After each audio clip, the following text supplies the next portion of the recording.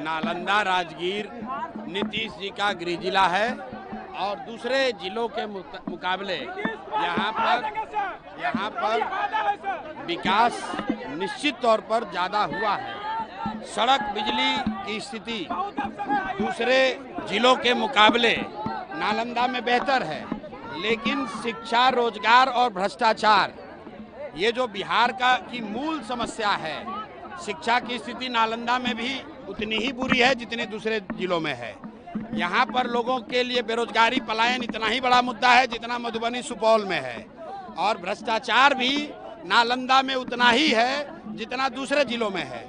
तो नीतीश कुमार का गृह जिला है, इसका मतलब ये नहीं है कि यहाँ शराब नहीं बिक रहा है, इसका मतलब ये नहीं है कि यहाँ पुलिस में, थाना में, पंचायत में लोग घूस नहीं ले रहे हैं।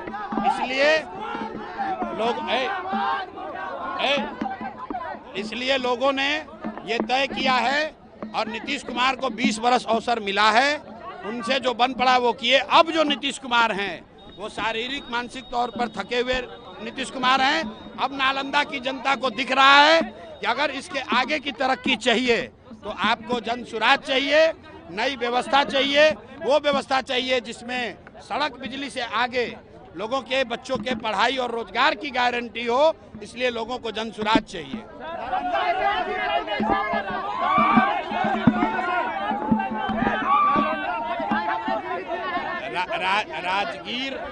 राजगीर हम 20 बार से ज्यादा आ चुके हैं और ज्यादातर समय नीतीश कुमार जी के साथ में ही राजगीर आए हैं। रुको भाई, नीतीश कुमार जी के साथ में ही राजगीर आए हैं, हम राजगीर पहली बार नहीं आए हैं।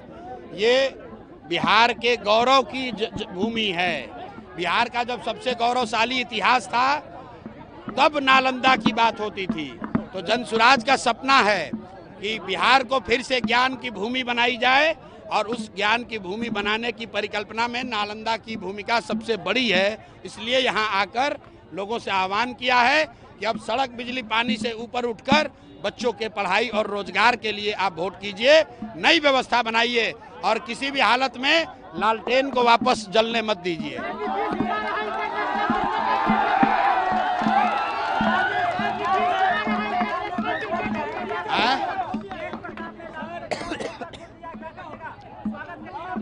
भाई ऐसा है, मैं हमेशा कहता हूँ लोगों के प्राइवेट जिंदगी में, उनके परिवार में क्या हो रहा है ये मेरा विषय नहीं है।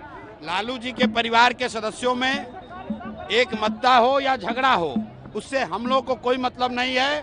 बिहार के बच्चों के लिए पढ़ाई कैसे हो ये मुद्दा है, यहाँ रोजगार कैसे हो ये मुद्दा है, पलायन बंद कैसे हो ये मुद्दा है, बाढ़ की समस्या कैसे खत्म हो ये मुद्दा है। लालू यादव के परिवार के बच्चे आपस में लड़ रहे हैं या दोस्ती कर रहे हैं, उससे हम लोग को कोई लेना देना नहीं है।